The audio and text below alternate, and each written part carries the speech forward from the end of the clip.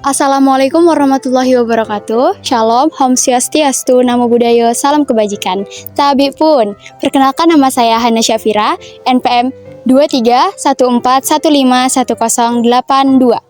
Saya dari kelompok 11. Pada kesempatan kali ini, kelompok 11 akan menampilkan dan menunjukkan keanekaragaman hayati pada tingkat gen, spesies, juga ekosistem. Keanekaragaman hayati merupakan keanekaragaman dari berbagai jenis tumbuhan, hewan, mikroorganisme, atau ungkapan pernyataan mengenai variasi tentang berbagai macam variasi, tentang perbedaan ciri atau fisik di antara makhluk hidup di suatu tempat.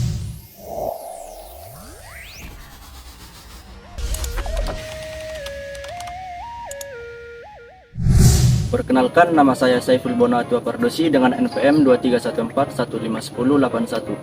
Pada kesempatan kali ini saya akan menerangkan sedikit tentang keanekaragaman hayati, atau biasa juga disebut sebagai biodiversitas. Biodiversitas dibagi menjadi 3 tingkatan, yaitu tingkat spesies, tingkat genetik, dan tingkat ekosistem. Gen adalah pembawa sifat yang terdapat di dalam kromosom. Kromosom sendiri terdapat di dalam inti sel. Gen pada makhluk hidup sangat banyak, sehingga saat ada perkawinan antara dua makhluk hidup akan menjadi rekombinasi sel atau rekombinasi gen. Hal ini yang akan mengakibatkan keanekaragaman hayati. Contoh pertama yang dapat kita lihat dalam keanekaragaman tingkat genetik misalnya adalah kucing domestik yang ada di samping ini. Kita dapat melihat bahwa kedua kucing ini memiliki warna yang berbeda. Itu adalah pengaruh dari genetik itu sendiri. Contoh berikutnya dari rekombinasi atau biodiversitas tingkat gen dapat kita lihat di sini dua jenis warna dari ayam mutiara. Mereka memiliki warna yang berbeda, satu berwarna putih dan satu berwarna abu-abu. Saya Aris Ramadhanu dengan NPM 2314151083. Di sini saya akan menjelaskan keanekaragaman hayati tingkat spesies. Keanekaragaman tingkat spesies dapat diamati dengan mengetahui ciri fisiknya, tingkah laku, dan tempatnya tinggal yang berbeda. Sebagai contoh, pohon kelapa. Pohon kelapa sendiri memiliki nama ilmiah Cocos musifera dengan kerabatnya yaitu pohon palem. Pohon palem sendiri ini juga berkerabat dekat ya dengan pohon kelapa. Nama ilmiah dari pohon palem itu sendiri yaitu Arecaceae. Atau yang selanjutnya yaitu kita dapat melihat ya ayam mutiara dengan tingkat keanekaragaman hayati tingkat spesies. Kerabat dekatnya dengan ayam mutiara tadi bisa kita lihat di sini ayam cemani ya berkerabat dekat dengan spesies ayam mutiara tadi. Pada tingkat keanekaragaman hayati yang dimiliki oleh hewan maupun tumbuhan pada tingkat spesies yaitu memiliki kesamaan famili dan genus. Yang membedakan hanyalah tingkat spesiesnya saja. Selanjutnya, biodiversitas tingkat ekosistem. Tingkat spesies memiliki banyak ciri dan bentuk fisik yang berbeda-beda. Hal ini disebabkan oleh berbagai faktor yaitu salah satunya adalah gen dan juga lingkungan hidupnya. Makhluk hidup berinteraksi dengan lingkungannya yang kemudian membentuk interaksi antara abiotik dan biotik. Hal inilah yang kita sebut sebagai ekosistem. Keanekaragaman ekosistem juga di Indonesia itu disebabkan oleh berbagai macam faktor. Salah satunya adalah iklim, kondisi fisik, geologis, juga kondisi fisik tanah. Selanjutnya pada kelompok 11 akan menyajikan contoh biodiversitas tingkat ekosistem yaitu dan untuk itu simak videonya. Keanekaragaman hayati tingkat ekosistem perkebunan merujuk pada beragamnya spesies tumbuhan, hewan, dan mikroorganisme yang ada dalam suatu lingkungan perkebunan. Ini penting untuk menjaga keseimbangan ekosistem, produktivitas tanaman, dan menjaga keberlangsungan lingkungan. Selanjutnya, keanekaragaman hayati tingkat hutan yang mencakup berbagai spesies tumbuhan, hewan, dan mikroorganisme yang hidup dalam lingkungan hutan.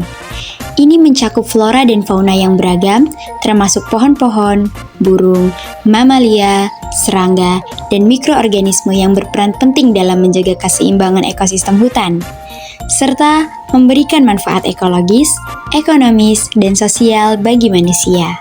Jika semua pohon telah ditebang dan hutan terakhir kita musnah, Indonesia menepati tingkatan 3 hutan hujan tropis, namun menepati juga posisi ketiga laju kehilangan hutan. Hutan tropis hanya satu dari 4 jenis hutan utama yang tumbuh di tanah Indonesia. Hutan-hutan lainnya meliputi hutan rawa, hutan bakau, dan hutan sabana. Tanpa kita sadari, hutan-hutan tersebut meski saling dipisahkan oleh sungai, laut, dan lainnya, mereka saling berkaitan dalam sistem penopang kehidupan. Bayangkan, jika diibaratkan bumi berumur 24 jam, maka pada 4 detik terakhir sebelum bumi itu mati adalah masa manusia mulai menempati bumi ini. Kepunahan menghantui satwa Indonesia, degradasi, deforestasi tanpa henti merupakan faktor dalam permasalahan keanekaragaman hayati. Itu menunjukkan kepunahan tak terkelahkan. Banyak satwa yang telah punah untuk selamanya, bahkan sebelum kita mengetahui satwa tersebut. Menurut WWF 2014, 100.000 jenis satwa punah, bahwa 10.000 lebih tinggi dari kepunahan secara alami. Dalam kerumitan jaringan kehidupan di bumi, permasalahan keanekaragaman hayati muncul sebagai tantangan utama. Dari erosi genetik hingga kepunahan spesies, setiap aspek dari ekosistem kita menghadapi tekanan yang serius, menuntut tindakan kolektif dan berkelanjutan untuk melindungi dan melestarikan kehidupan di planet ini merupakan suatu kewajiban. Permasalahan-permasalahan keanekaragaman hayati telah dibagi menjadi tingkatan gen, spesies, dan ekosistem. Permasalahan keanekaragaman hayati pada tingkat gen. Erosi genetik merupakan hilangnya keanekaragaman genetik dalam suatu populasi spesies yang akibatnya adalah peristiwa seperti inbreeding atau hilangnya habitat. Sebagai contoh dari permasalahan keanekaragaman hayati ini, dapat menyebabkan erosi genetik adalah fragmentasi yang memisahkan populasi spesies, mengurangi keanekaragaman genetik dalam populasi tersebut. Sebagai contoh, jika jalan raya dibangun memotong hutan, populasi hewan tertentu bisa terisolasi di sisi jalan yang berbeda, yang menyebabkan interaksi genetik yang berkurang dan meningkatkan resiko erosi genetik. Selanjutnya, konsentrasi genetik terjadi ketika populasi suatu spesies menjadi semakin homogen secara genetik. Biasanya, karena populasi tersebut mengalami penurunan jumlah individu yang signifikan. Sebagai contoh permasalahan keanekaragaman hayati yang dapat menyebabkan konsentrasi genetik adalah pemburuan liar yang menargetkan spesies tertentu secara intensif, mengurangi jumlah individu dalam populasi tersebut hingga tingkat genetik yang lebih rendah. Hal ini dapat mengakibatkan penurunan keanekaragaman genetik dalam populasi dan meningkatkan risiko ekstinksi karena penurunan kemampuan adaptasi terhadap perubahan lingkungan atau penyakit. Permasalahan keanekaragaman hayati tingkat spesies seperti kepunahan terjadi ketika suatu spesies tidak lagi dapat ditemukan di alam atau penuh secara global atau lokal. Sebagai contoh adalah harimau Sumatera atau Panthera tigris sumatrae. Harimau Sumatera merupakan salah satu spesies harimau yang paling terancam punah di dunia. Hal ini disebabkan oleh deforestasi dan pemburuan ilegal yang menyebabkan penurunan drastis populasi mereka. Kepunahan spesies-spesies ini memiliki dampak ekologis yang serius dan menunjukkan eskalasi permasalahan keanekaragaman hayati di Indonesia yang memerlukan tindakan konservasi yang lebih serius dan berkelanjutan. Selanjutnya adalah spesies asing atau dikenal sebagai spesies invasif atau non-indigenous species. Adalah spesies yang diperkenalkan ke suatu ekosistem di mana mereka tidak berasal secara alami. Sebagai contoh adalah ikan predator. Beberapa spesies ikan predator seperti ikan nila dan ikan lele telah diperkenalkan ke perairan Indonesia untuk budidaya, namun jika mereka lolos ke lingkungan alami, mereka dapat mengganggu ekosistem air tawar dengan memangsa spesies-spesies lokal yang lebih kecil. Selain ikan predator, terdapat juga tanaman invasif, seperti tanaman lalang dan mahoni, yang telah menyebar di Indonesia dan menjadi tanaman invasif yang menutupi habitat asli, mengurangi keanekaragaman hayati, dan mengganggu regenerasi tumbuhan asli. Penyebaran spesies asing menjadi perhatian penting dalam upaya konservasi dan perlindungan lingkungan di Indonesia, dan diperlukan tindakan pencegahan dan pengendalian yang efektif untuk mengatasi dampak negatif mereka terhadap ekosistem lokal. Selanjutnya, permasalahan keanekaragaman hayati pada tingkat ekosistem. Penggundulan hutan. Penggundulan hutan terjadi ketika hutan ditebang secara besar-besaran untuk berbagai keperluan seperti pertanian, pembangunan infrastruktur, pertambangan, dan kebutuhan kayu. Contoh penggundulan hutan di Indonesia termasuk pembukaan lahan untuk perkebunan kelapa sawit dan kertas, serta penebangan kayu ilegal.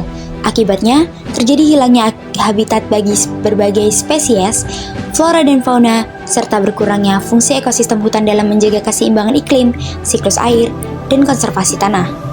Yang kedua, degradasi lahan. Degradasi lahan mencakup berbagai bentuk kerusakan atau penurunan kualitas lahan akibat aktivitas manusia seperti erosi tanah, kehilangan kesuburan, pencemaran, dan perubahan penggunaan lahan yang tidak berkelanjutan. Contoh degradasi lahan di Indonesia termasuk erosi tanah yang disebabkan oleh deforestasi, pembukaan lahan dengan metode pembersihan bakar yang tidak terkontrol, serta penyalahgunaan lahan pertanian yang mengakibatkan penurunan kesuburan tanah dan hilangnya produktivitas pertanian. Penggundulan hutan dan degradasi lahan berdampak negatif tidak hanya pada lingkungan, tetapi juga pada keberlangsungan hidup manusia yang bergantung pada sumber daya alam. Upaya perlindungan dan restorasi lahan yang efektif diperlukan untuk mengatasi kedua permasalahan ini, termasuk kebijakan pengelolaan hutan yang berkelanjutan, rehabilitasi hutan yang berdegradasi, serta pengembangan praktik pertanian yang ramah lingkungan. Dalam menjaga keanekaragaman hayati, kita harus mengakui bahwa permasalahan keanekaragaman hayati pada tingkat gen, spesies, dan ekosistem membentuk jaringan kompleks yang memerlukan perhatian yang serius. Dengan mengatasi erosi genetik, kepunahan spesies, dan degradasi ekosistem, kita membangun fondasi yang kuat untuk menjaga kehidupan di bumi. Konservasi adalah tanggung jawab kita untuk melestarikan warisan alam yang berharga bagi generasi mendatang. Melalui upaya kolektif dan kesadaran akan pentingnya alam, kita dapat membangun masa depan yang berkelanjutan dan harmonis antara manusia dan lingkungan.